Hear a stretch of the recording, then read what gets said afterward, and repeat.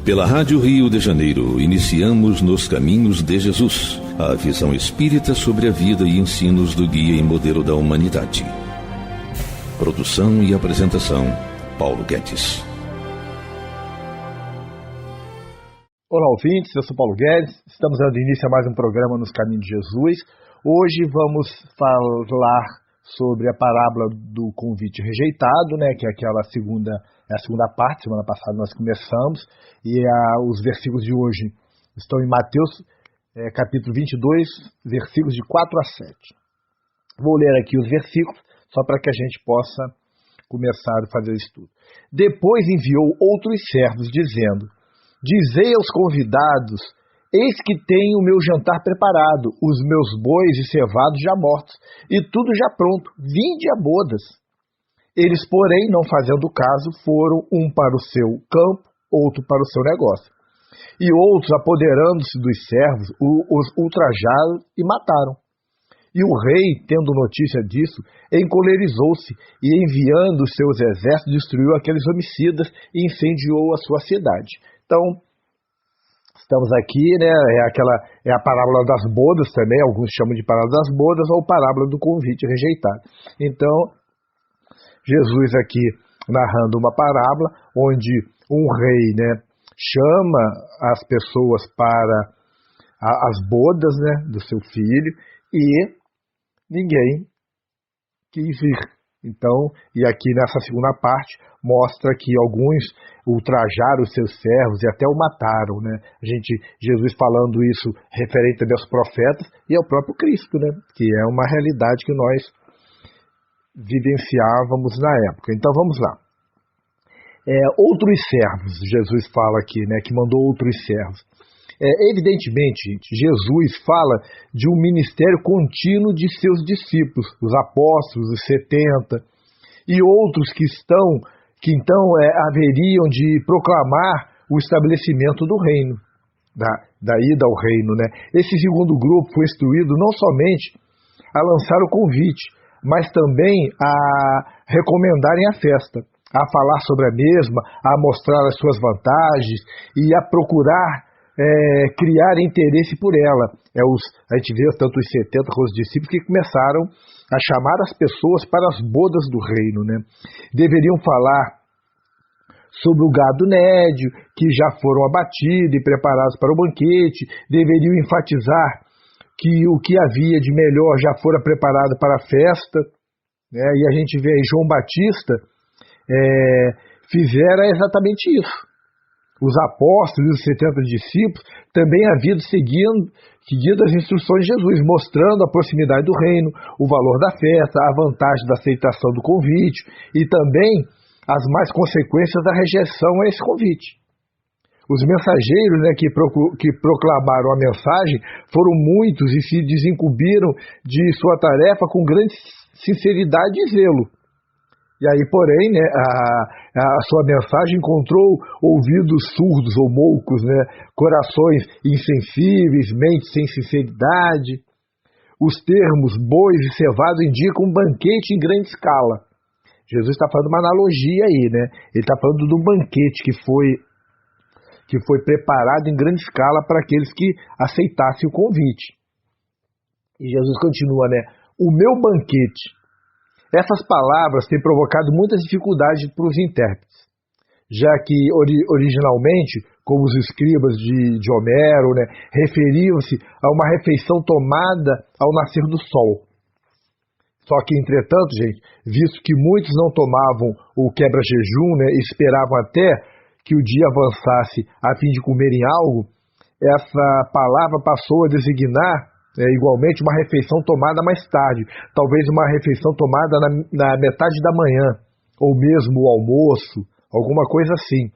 É verdade que em ambos os casos, na literatura clássica, a palavra não se referia à refeição principal do dia, mas pelo texto, parece que essa refeição era a principal do dia, sim, chamando por um banquete, por um grande almoço que estava fazendo por causa das bodas, que era um almoço para comemorar o casamento, seria uma grande festa que estaria em torno daquele grande almoço, tanto é que estava matando os cevados, os bois, né?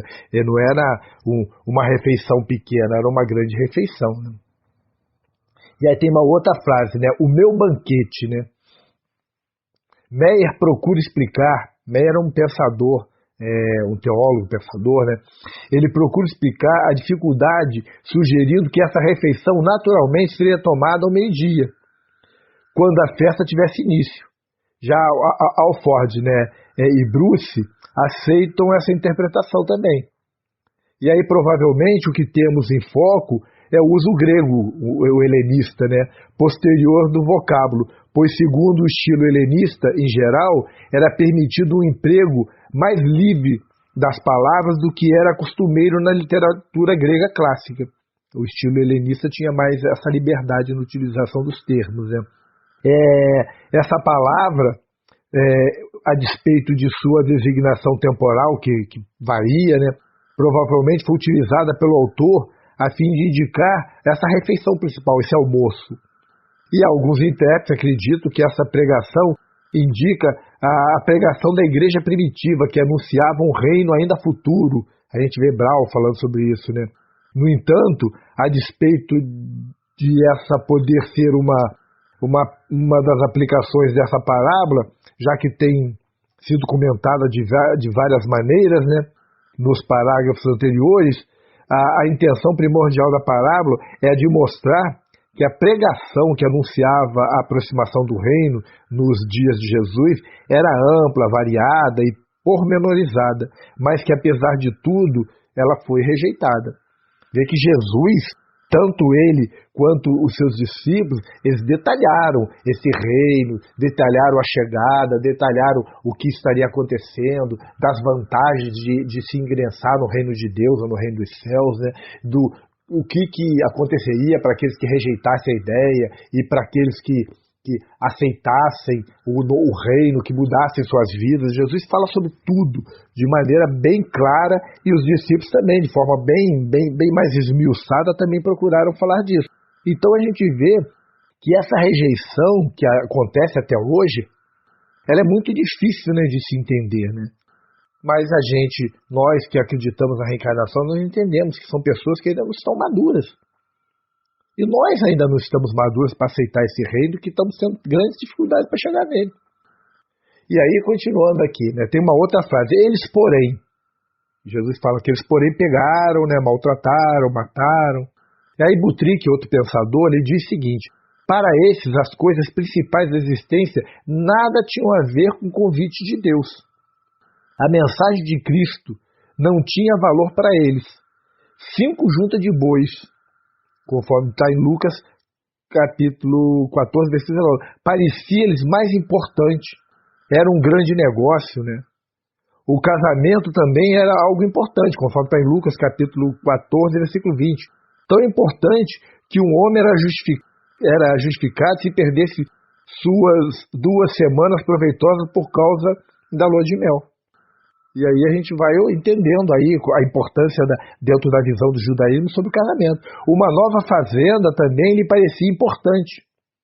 Comerciar por semelhante modo parecia-lhe importante. Aqui temos a própria massa de que se compõe a luta pela existência. E essa luta pela existência tem destronizado a vida, né? Tem tirado as pessoas do foco. As pessoas se prendem tanto nos pormenores de suas vidas, nos seus afazeres, nos seus trabalhos, que elas esquecem o lado espiritual, esquecem-se até muitas vezes de Deus. Para eles, para essas pessoas, e aí, que está se referindo aqui também, Cristo não era importante. E a gente vê que continua sem ser importante para muita gente. E aí eu não tenho pretensões de ser religioso, diz o homem moderno. A gente vê muito como, eu não me preocupo com religião, não estou interessado. Para essas pessoas, a religião é uma questão secundária. A gente vê isso. A gente vê nas atividades da Casa Espírita.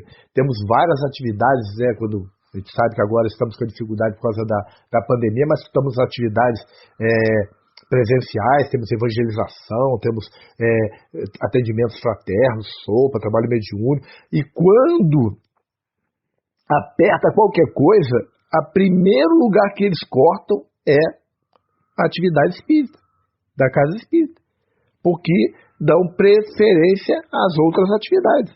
Claro que todo mundo precisa trabalhar, mas as pessoas elas abrem mão das atividades com as desculpas mais esdrúxulas, mais esfarrapadas. Isso é um fato, né? E é por isso que damos tanta atenção aos andaimes que nos esquecemos do próprio edifício, né? Essa é a verdade. Se preocupa tanto com as coisas que são secundárias, que o principal ali, que seria o edifício, a gente não está nem ligando para ele. É complicado a gente ver esse tipo de coisa, né? A gente vê como as pessoas continuam, né, sem se prender ao lado religioso, sem atentar como é importante nós nos evoluirmos como seres humanos, né? Tentarmos nos aproximar de Deus, mas cada vez está mais difícil, né? A luta pela existência e o orgulho de propriedade que acompanha se tem transformado em pobres substitutos da verdadeira vida. Isso é um fato. Esse modo de existência é uma repressão, porquanto o homem normal é impelido a perguntar: por que existo? Quando seus filhos nascem, deve levantar-se a pergunta: por que a mim foi confiada a continuação do ministério da vida? E perguntam? Não. E quando a morte o ameaça, e essa ameaça se cumpre no caso de todo indivíduo, a gente sabe que a morte vai chegar para todos, o homem pergunta admirado: por quê? Daqui para onde irei? Porque não se aproximam de uma espiritualidade, não tentam, e aí não conseguem respostas para isso. Nos momentos mais importantes da vida, ficam se perguntando o que seria, e alguns nem perguntam nada. Em suma, né, a verdadeira questão não diz respeito às propriedades, diz respeito à alma e ao seu destino eterno, gente. Isso é o mais importante, e as pessoas não estão nem aí para isso. Vamos fazer um pequeno intervalo e já retornamos para o programa Nos Caminhos de Jesus. Até já. Estamos apresentando Nos Caminhos de Jesus, a vida e ensinos do guia e modelo da humanidade. Apresentação, Paulo Guedes. Estamos de volta. Hoje estamos falando sobre a parábola do convite rejeitado ou a parábola das bodas, né? Estamos na segunda parte, começamos semana passada. Hoje estamos falando sobre os versículos 22, capítulo 22, versículo 4 e 7 de Mateus.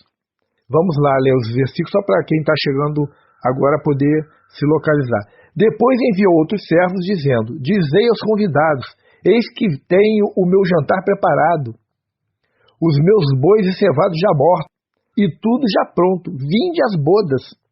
Eles, porém, não fazendo caso, foram um para o seu campo, outro para o seu negócio. E outros, apoderando-se dos servos, os ultrajaram e mataram. E o rei, tendo notícia disso, encolerizou-se e, enviando os seus exércitos, destruiu aqueles homicidas e incendiou suas cidades. Interessante, né? Essa passagem é muito interessante. Mas vamos lá, voltando aqui ao ensino. A sociedade, gente, ela reflete as próprias frustrações. E o motivo dessas frustrações é que os homens têm substituído os verdadeiros valores por coisas de somenos importância, como a iniquidade e a violência. As pessoas estão cada vez mais afastadas da religião. As guerras mundiais são o resultado de uma civilização que se tem esquecido de Cristo e que se tem deixado absorver pelo materialismo. Não é verdade? O grande Charles Darwin chegou a confessar: minha mente parece ter se tornado uma espécie de máquina de triturar leis gerais, extraindo-as de um grande acúmulo de fatos. A perda é uma perda de felicidade e muito provavelmente danifica o intelecto e mais provavelmente ainda o caráter moral. Isso nós vamos encontrar lá no Darwin falando, né?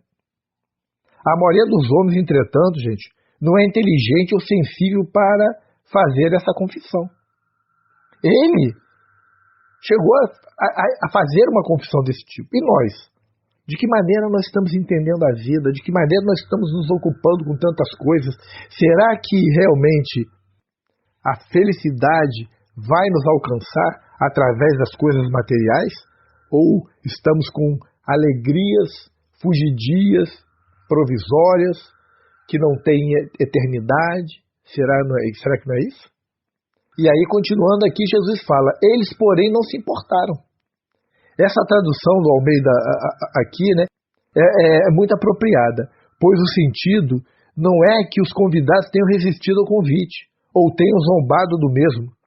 Embora, historicamente, né, falando, a nação de Israel também tenha feito isso, né, que zombou muitas vezes dos convites, principalmente do Cristo. Mas a indicação dada pela narrativa é simplesmente que eles não tinham tempo para refletir por não se tratar de coisas que lhe parecessem importantes. Muitos não entenderam, não ligaram para o Cristo, não achavam importante. Não tinham o condão de alterar-lhes o rumo da vida, porque a vida deles era material. E Jesus não ia mudar a vida material deles. Jesus estava olhando para o lado espiritual. Não tinha desejo nenhum por uma inquirição espiritual mais profunda. Por quê? Porque a trivialidade da vida os deixavam perfeitamente satisfeitos. As pessoas ficam satisfeitas com seus afazeres, com as suas pequenas diversões, e não se importam com nada que vem depois disso. Não é verdade? E quão moderna, né, é essa atitude, gente. A gente está olhando para 2000 anos atrás, mas quão moderna é essa atitude. Infelizmente, muitas formas de trivialidade têm infestado os templos, pelo que geralmente é difícil aprofundar a inquirição espiritual mediante a frequência às congregações religiosas. Quando as coisas ficam desse modo, as pessoas que são sérias acerca das coisas espirituais tornam-se impacientes e irritadas, porquanto sente que as coisas sérias não são nem ensinadas e nem procuradas, nem mesmo nos templos. Muitas vezes eu falo até na instituição que a gente não pode entender uma instituição espírita como uma agremiação social, onde as pessoas vão para se divertir, para se encontrar. Não é isso. Aí nós vamos nos templos religiosos para nos encontrarmos com Deus, para nos aproximarmos da espiritualidade. E também, gente, é verdade que com grande frequência, até mesmo nesses tempos, o convite sério a uma inquirição espiritual profunda não se enfileira entre as coisas reputadas importantes. Tem muitas instituições que são verdadeiras agremiações sociais. As pessoas vão para convívio social. Não vão para encontrar a Deus, não vão para estudar, não vão para se espiritualizar. Tem instituições que infelizmente são assim, que não estão pensando na reforma íntima, que não estão pensando em propagar o Evangelho de Jesus, propagar a doutrina do Cristo, que é a principal doutrina, que é a lei de Deus. As pessoas muitas vezes não estão nem aí para isso. Elas são preocupadas com outras coisas, de se abraçar. É importante, sim, mas desde que isso não vire o ponto mais importante de você ir para dentro de um templo religioso. O templo religioso é para nos aproximar, nos religar a Deus, e não para convívio social. Convívio social é secundário. Temos que ter muito cuidado com isso. Tal divisão de atividades mundanas é comum no pensamento judaico, e parece na literatura judaica, como fica ilustrado nessa citação a gente vai encontrando por aí, lá no Zorá.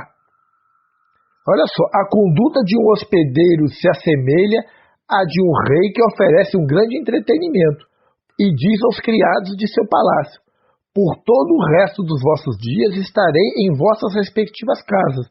Este se ocupará de seus negócios, esse se ocupará de seus negócios, aquele haverá de dedicar-se ao comércio e aquele outro irá para o seu campo, exceto no meu dia. A nação de Israel, todavia, gente, não deu valor nem importância ao dia do filho do rei, que é o Cristo. Simbolicamente falando, filho do rei é o Cristo. E nesse dia, igualmente, entregou-se às suas atividades ordinárias da existência, como se houvesse outra coisa mais importante para fazer. O que é mais importante do que nos ligarmos a Jesus? E aí, continuando aqui, e outros maltrataram e mataram. Aqui é apresentada outra classe de incrédulos. E aí são expostos 3 tipos diferentes de incrédulos.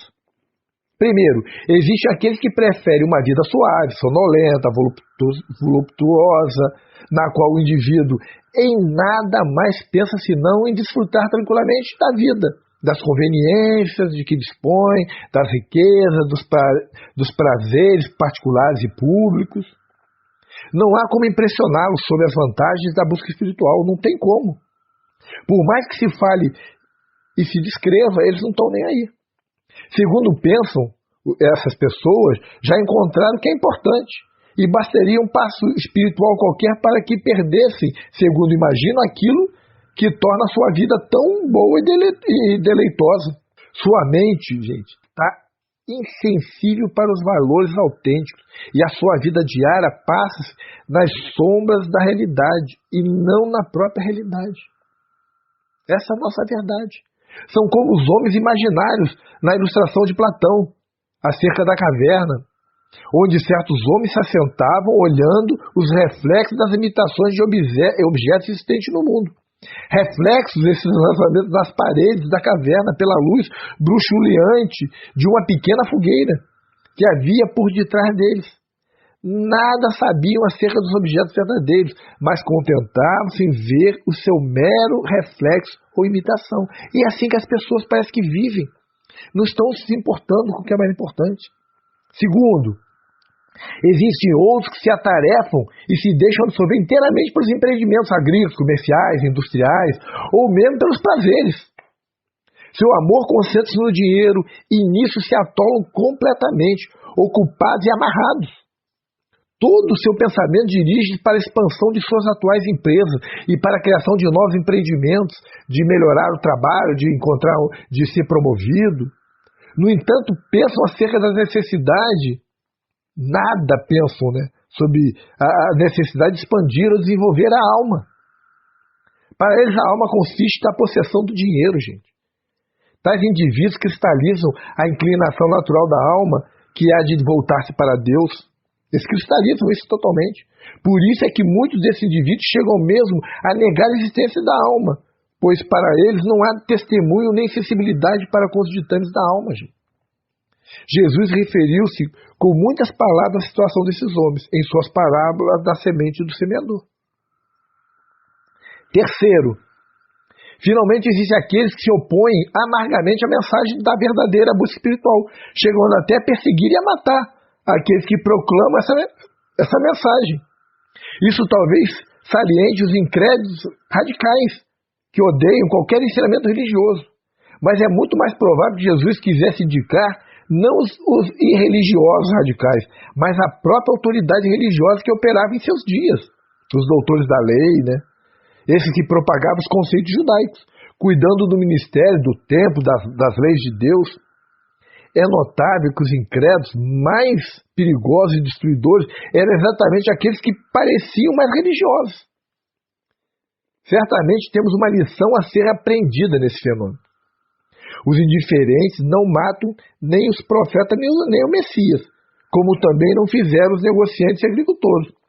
Foram as autoridades do templo que o fizeram, aqueles que sabiam de memória grande porção do Velho Testamento, que conheciam bem os comentários e as traduções judaicas e proclamavam a existência da realidade espiritual, a imortalidade, a ressurreição, a obediência a Deus e as recompensas que se esperavam os obedientes dos céus.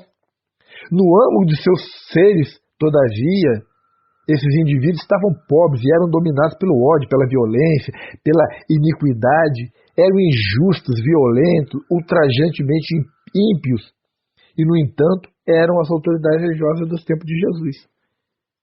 Esses foram os que atacaram o Cristo. E nós temos que ter muito cuidado com isso. Amigos, vamos ficando por aqui. Semana que vem nós vamos falar a terceira parte dessa parábola. Até lá então, se Deus quiser. A Rádio Rio de Janeiro apresentou Nos Caminhos de Jesus, a visão espírita sobre o guia e modelo da humanidade. Produção e apresentação, Paulo Guedes.